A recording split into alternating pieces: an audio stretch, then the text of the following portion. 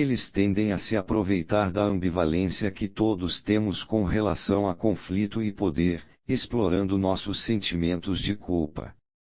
Por exemplo, eles podem se posicionar como vítimas de injustiça, de modo que a oposição a eles pareça mesquinharia ou falta de sensibilidade.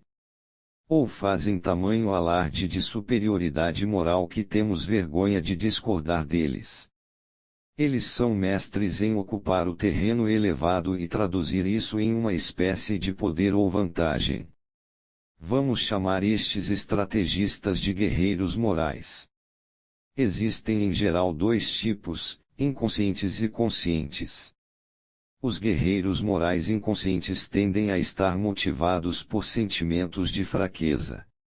Talvez não sejam tão bons no jogo franco de poder, então funcionam fazendo as outras pessoas se sentirem culpadas e moralmente inferiores, um modo inconsciente, reflexivo, de levar vantagem. Apesar da aparente fragilidade, individualmente são perigosos, porque parecem muito sinceros e podem exercer um grande poder sobre as emoções das pessoas. Guerreiros morais conscientes são aqueles que usam a estratégia sabendo o que estão fazendo.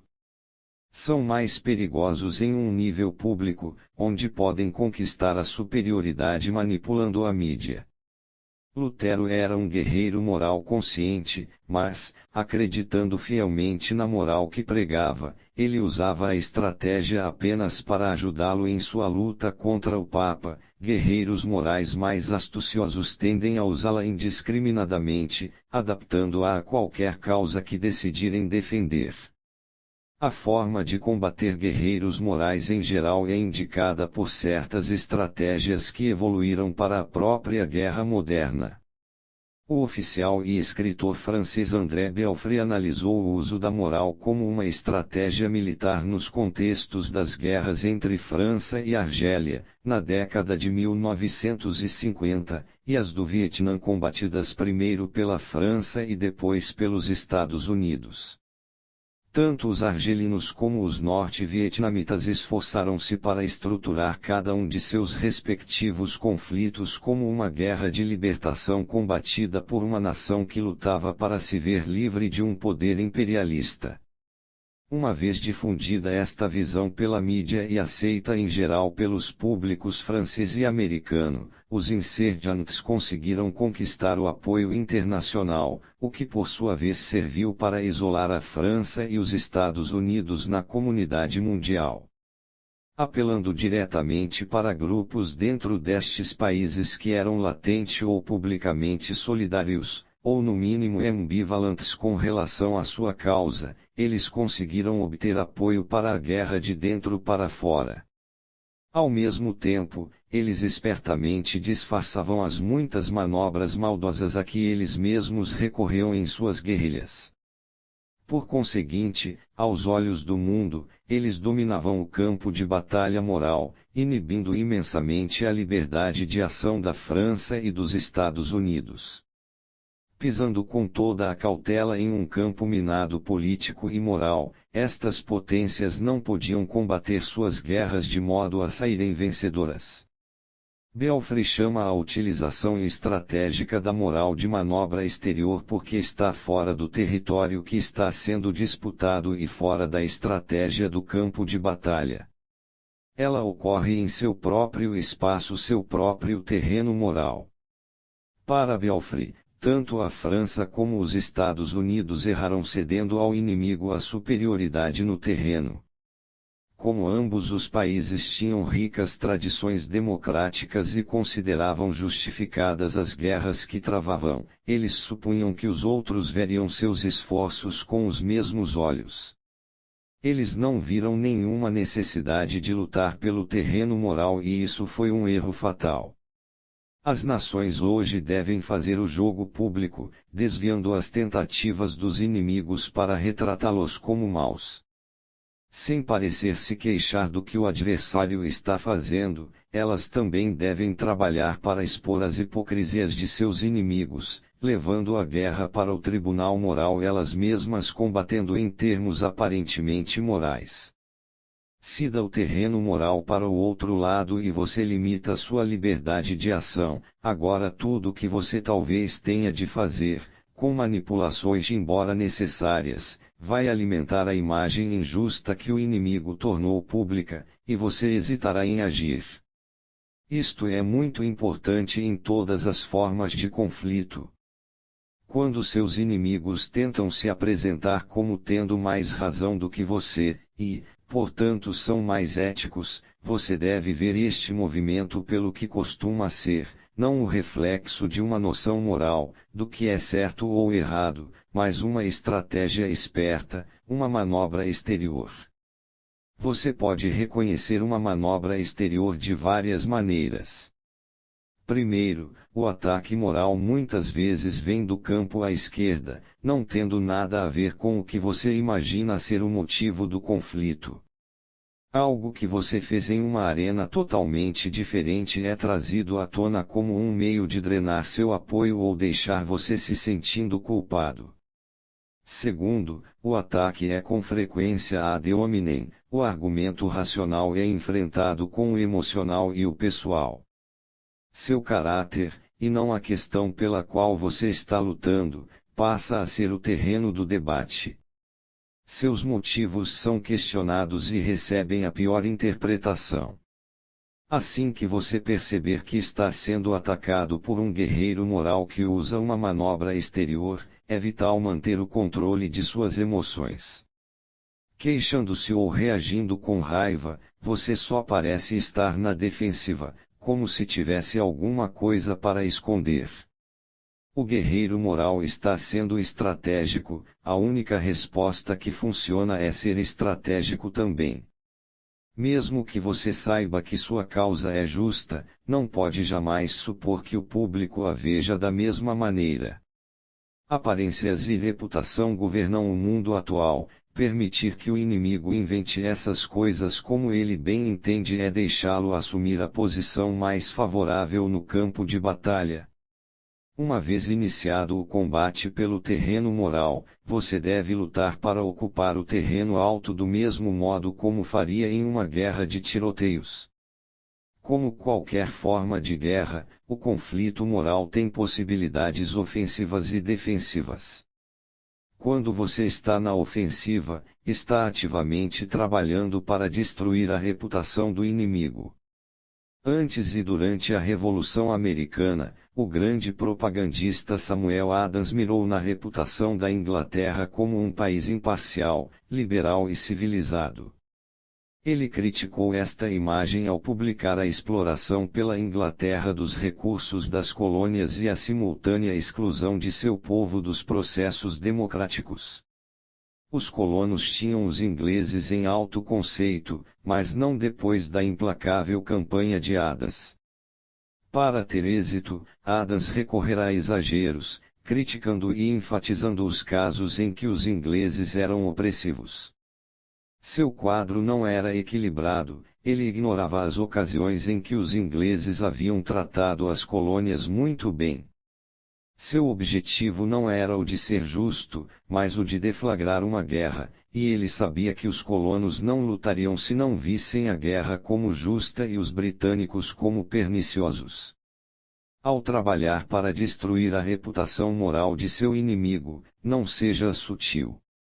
Faça com que sua linguagem e as distinções entre o bem e o mal sejam as mais fortes possíveis, fale em termos de preto e branco. É difícil fazer as pessoas lutarem por uma área cinzenta. Revelar as hipocrisias de seu adversário talvez seja a arma ofensiva mais mortífera do arsenal moral. As pessoas naturalmente odeiam hipocrisia. Mas isto só vai funcionar se a hipocrisia for profunda, ela tem de se revelar em seus valores. Poucos darão importância a algum comentário inócuo contraditório ou voto recebido faz muito tempo, mas inimigos que trombeteiam certos valores como inerentes a seu lado, mas que nem sempre adotam esses valores na realidade, são alvos perfeitos. As campanhas de propaganda argelina e norte-vietnamita foram tão destrutivas, em parte, devido à discrepância que conseguiram demonstrar entre os valores de liberdade e independência, defendidos pela França e pelos Estados Unidos, e as atitudes que estes países estavam tomando para esmagar movimentos nacionais de independência. Ambas as nações pareciam hipócritas. Se uma luta com seus inimigos é inevitável, trabalhe sempre para fazer com que eles deem o primeiro passo. Em 1861, o presidente Abraham Lincoln manobrou cuidadosamente para fazer os sulistas atirarem primeiro em Fort Sumter, iniciando a Guerra Civil. Isso colocou Lincoln no terreno elevado do moral e conquistou para seu lado muitos nortistas em dúvida. Do mesmo modo, mesmo que você esteja combatendo uma guerra de agressão, seu objetivo sendo tirar do inimigo, encontre um jeito de se apresentar não como um conquistador, mas como um libertador. Você está lutando não por terra ou dinheiro, mas para libertar um povo do sofrimento nas mãos de um regime opressor. Em geral, em um conflito que seja potencialmente desagradável, no qual você tem certeza de que o inimigo vai recorrer a quase tudo, é melhor partir para a ofensiva com sua campanha moral e não esperar que ele ataque. Destruir aos poucos a reputação do outro lado é mais fácil do que defender a sua. Quanto mais você ficar na ofensiva, mais você pode distrair o público para que ele não veja suas próprias deficiências e erros são inevitáveis em uma guerra. Se você é física e militarmente mais fraco do que seu inimigo, mais razão ainda para montar uma manobra exterior. Transfira a batalha para o terreno moral, onde você possa aleijar e derrotar um inimigo mais forte. A melhor defesa contra guerreiros morais é não lhes dar nenhum alvo. Esteja à altura de seu bom nome, pratique o que você prega, pelo menos em público, alice as causas mais justas do momento. Faça seus adversários esforçarem-se tanto para minar sua reputação que pareçam desesperados e seus ataques se revelem em seus rostos. Se tiver de fazer alguma coisa desagradável e que não esteja em harmonia com sua posição afirmada ou imagem pública, use um boi de piranha, um agente para agir por você e ocultar seu papel na ação. Se isto não for possível, pense antes e planeje uma autodefesa moral. A qualquer custo, evite ações que carreguem a mácula da hipocrisia. Uma nódoa em sua reputação moral pode se espalhar como uma infecção. Na pressa de reparar o dano, com frequência você inadvertidamente torna públicas as dúvidas que ela abriu, o que simplesmente piora as coisas. Portanto, prudência, a melhor defesa contra um ataque moral é vacinar-se contra ele antes, reconhecendo onde você possa estar vulnerável e tomar medidas preventivas. Quando atravessou o Rubicão e iniciou a guerra civil contra Pompeu, Júlio César estava muito vulnerável às acusações de que estava tentando usurpar a autoridade do Senado romano a fim de se tornar ditador. Ele se vacinou contra estas acusações sendo misericordioso com seus inimigos em Roma, fazendo reformas importantes e chegando ao extremo em suas demonstrações de respeito pela República. Ao adotar alguns dos princípios de seus inimigos, ele impediu que se espalhassem suas tentativas de infecção moral. Guerras são quase sempre travadas por interesses próprios. Uma nação entra em guerra para se proteger de um inimigo invasor, ou potencialmente perigoso, ou para tomar as terras ou recursos de um vizinho. A moral é às vezes um componente na decisão em uma guerra santa ou cruzada, por exemplo, mas mesmo nestes casos, o interesse próprio em geral tem seu papel. A moral é com frequência apenas um disfarce para o desejo de mais território, mais riquezas, mais poder. Durante a Segunda Guerra Mundial, a União Soviética tornou-se uma querida aliada dos Estados Unidos, representando um papel-chave na derrota de Hitler, mas depois da guerra ela passou a ser seu pior inimigo. Os interesses americanos, não os soviéticos, tinham mudado. Guerras de interesse próprio em geral terminam quando os interesses do vencedor estão satisfeitos. Guerras de moral são quase sempre mais longas e sangrentas. Se o inimigo é visto como pernicioso, como o infiel, deve ser aniquilado antes que a guerra possa terminar. Guerras de moral também despertam emoções incontroláveis. A campanha moral de Lutero contra Roma gerou tanto ódio que na subsequente invasão da cidade sagrada pelas tropas de Carlos V, em 1527, soldados alemães passaram 6 meses atacando a igreja e seus oficiais, cometendo muitas atrocidades que ficaram conhecidas como o saque de Roma. Na guerra, como na vida, quando você está envolvido em um conflito com outra pessoa ou grupo, existe algo pelo qual vocês estão lutando, algo que os dois lados querem. Pode ser dinheiro, poder ou posição, e outras coisas mais. Seus interesses estão em jogo, e não há necessidade de sentir culpa por defendê-los. Esses conflitos tendem a não ser sangrentos demais. Em sua maioria as pessoas são, no mínimo, um tanto práticas e não veem sentido em impedir que a guerra se prolongue demais. Mas aquelas pessoas que lutam por uma ideia moral podem às vezes ser as mais perigosas. Elas podem estar sedentas de poder e usando a moral como disfarce, podem estar motivadas por algum ressentimento oculto, mas, de qualquer maneira, elas estão atrás de outras coisas além de satisfazer um interesse pessoal. Mesmo que você as derrote, ou pelo menos se defenda delas com sucesso, a cautela aqui pode ser de mais valor. Evite guerras de moral se puder, elas não valem o tempo e os sentimentos sujos que despertam. Imagem, germes.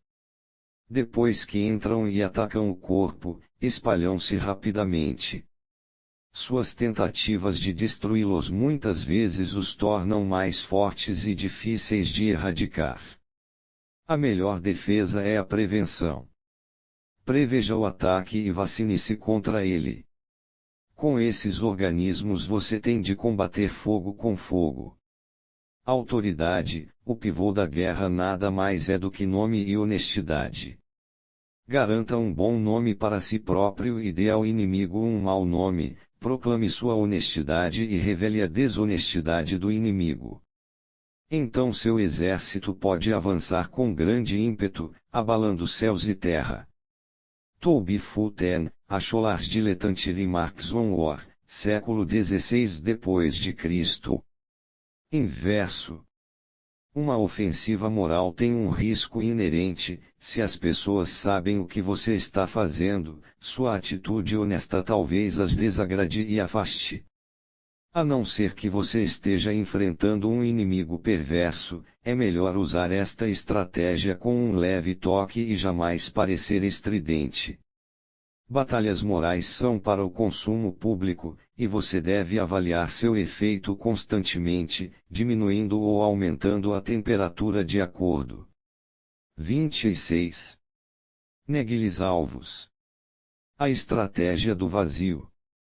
A sensação de vazio ou vácuo, silêncio, isolamento, não comprometimento com os outros é intolerável para a maioria das pessoas.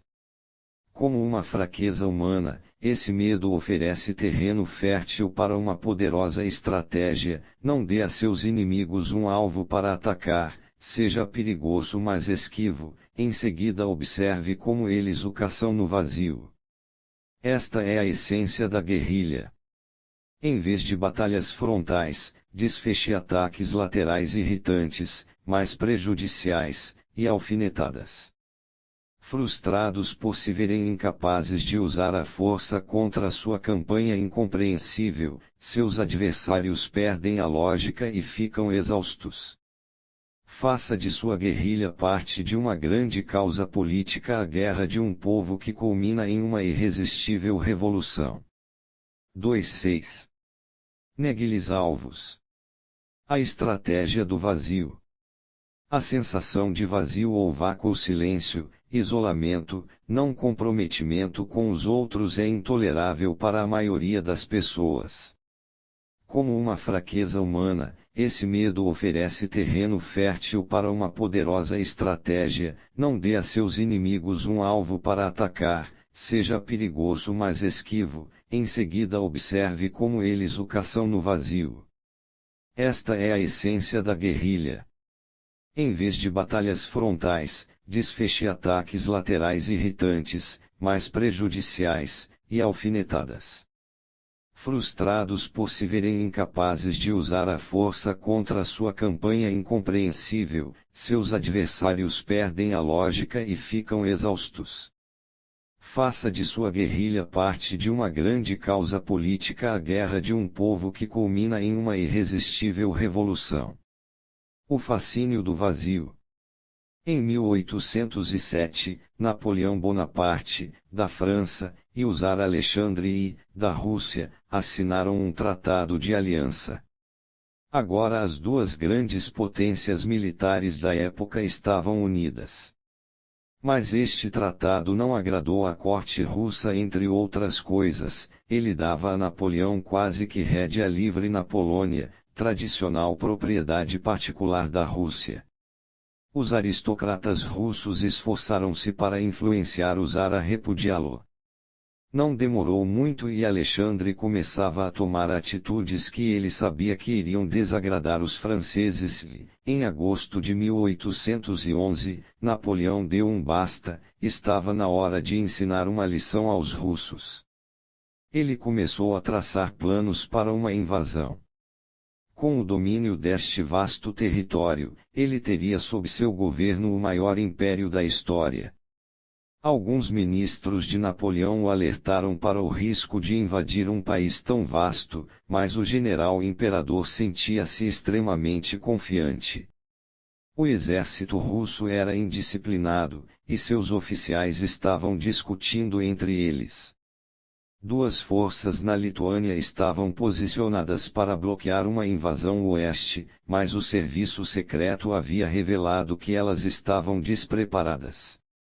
Napoleão avançaria para uma posição central entre estas forças e as derrotaria totalmente. Ele garantiria a vitória mobilizando um exército 3 vezes maior do que qualquer um que já tivesse liderado. 650.000 homens marchariam para a Rússia, 450.000 como parte da principal força de ataque, o resto para garantir linhas de comunicação e suprimentos. Com um exército desse tamanho, ele poderia dominar até os grandes espaços russos, derrotando o frágil inimigo não só com suas usuais manobras brilhantes como com seu superior poder de fogo. Napoleão pode ter tido certeza da vitória, mas não era um homem imprudente. Como sempre, ele estudou a situação de todos os ângulos. Ele sabia, por exemplo, que as estradas russas eram notoriamente ruins, os suprimentos locais de comida escassos, o clima tendia a extremos de calor e de frio, e as vastas distâncias faziam com que fosse muito mais difícil cercar o inimigo. Sempre havia espaço para recuar. Ele leu sobre a fracassada invasão da Rússia pelo rei da Suécia, Carlos XII, em 1709, e previu que os russos poderiam reverter a uma política de terra arrasada. Seu exército teria de ser autossuficiente ao máximo, as distâncias eram grandes demais para ter linhas de suprimentos estendendo-se desde a Europa, mas, devido a seu tamanho, isso exigiria planejamento e organização incríveis. Para ajudar a abastecer seu exército, Napoleão mandou encher de trigo e arroz imensos armazéns próximos às fronteiras da Rússia.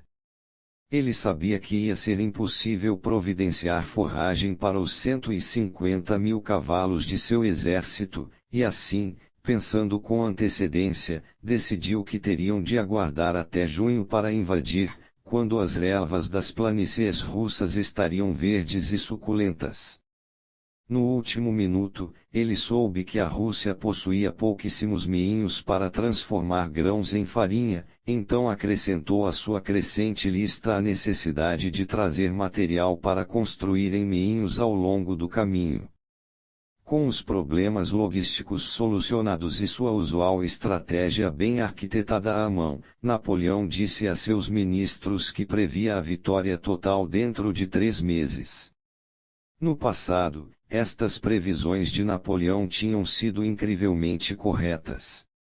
Em junho de 1812, a vasta armada de homens e suprimentos de Napoleão entrou na Rússia. Napoleão sempre planejava pensando no inesperado, mas desta vez dificuldades incontroláveis começaram a se acumular quase que de imediato. Chuva, estradas ruins e o intenso calor do verão transformavam os movimentos do exército em um lento rastejar. Em poucos dias, mais de 10.000 cavalos comeram relva rançosa e morreram. Os suprimentos não estavam chegando às tropas de avanço com rapidez suficiente e elas tinham de recorrer a pilhagens, mas os camponeses russos, pouco cooperativos ao longo da marcha, não só se recusavam a vender sua comida a qualquer preço como preferiam tocar fogo em seu feno a deixar que os franceses o pegassem. Mais cavalos franceses morreram quando, forçados a se alimentar com o sapê dos telhados das casas, viam as casas ruírem sobre eles. Os 2 exércitos russos na Lituânia recuavam rápido demais para serem apanhados e, conforme prosseguiam, queimavam plantações e destruíam todos os depósitos de alimentos. A desenteria espalhou-se rapidamente pelas tropas francesas, cerca de 900 homens morriam a cada dia. Em seu esforço para capturar e destruir pelo menos uma parte deste inimigo arredio, Napoleão era constrangido a marchar cada vez mais para o leste.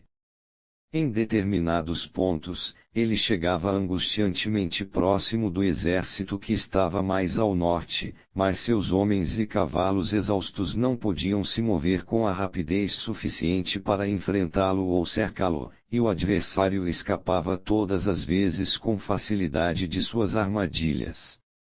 Junho terminou e entrou julho. Agora ficou evidente que os russos conseguiriam unir seus 2 exércitos em Smolensk, mais de 320 quilômetros a leste de onde Napoleão pretendera combatê-los e a Miras 450 quilômetros de Moscou. Napoleão tinha de parar e repensar seu plano. Milhares de soldados franceses haviam sucumbido a doenças e fome sem que fosse travada uma única batalha. O exército estendia-se ao longo de uma linha de 800 quilômetros, partes dele constantemente assediadas por pequenas tropas de cossacos a cavalo, semeando o terror com seus ataques repentinos e sanguinários. Napoleão não podia permitir que a caçada continuasse por mais tempo. Ele marcharia com seus homens até Smolensk e travaria ali a batalha decisiva. Smolensk era uma cidade sagrada, com um grande significado emocional para o povo russo. Certamente os russos lutariam para defendê-la em vez de deixar que fosse destruída. Ele sabia que se pudesse pelo menos enfrentar os russos em batalha, venceria. E assim os franceses avançaram para Smolensk, chegando lá em meados de agosto, sua força de ataque de 450.000 homens reduzida a 150.000 e exausta pelo calor intenso. Finalmente, como Napoleão previra, os russos resistiram ali, mas por muito pouco tempo. Depois de vários dias lutando, eles recuaram mais uma vez, deixando para trás uma cidade incendiada e em ruínas, sem nada para os franceses comerem ou saquearem. Napoleão não conseguia entender o povo russo que, para ele, eram uns suicidas, preferiam destruir seu país a entregá-lo. Agora ele tinha de decidir se deveria marchar sobre a própria Moscou. Talvez fosse prudente esperar até o fim do inverno em Smolensk, mas isso daria ao czar tempo para armar um exército maior com o qual Napoleão teria dificuldade em lidar com suas próprias forças desfalcadas. O imperador francês estava certo de que o czar defenderia Moscou, o coração e a alma da Rússia. Quando Moscou caísse, Alexandre teria de pedir paz. Assim Napoleão marchou com suas tropas debilitadas ainda mais para o leste. Então, finalmente, os russos viraram-se para enfrentar os franceses em batalha e, no dia 7 de setembro, os dois exércitos se chocaram perto da aldeia de Borodino, a apenas 120 quilômetros de Moscou. Napoleão não tinha mais forças suficientes ou cavalaria para tentar sua usual manobra pelo flanco, então foi obrigado a atacar o inimigo de frente.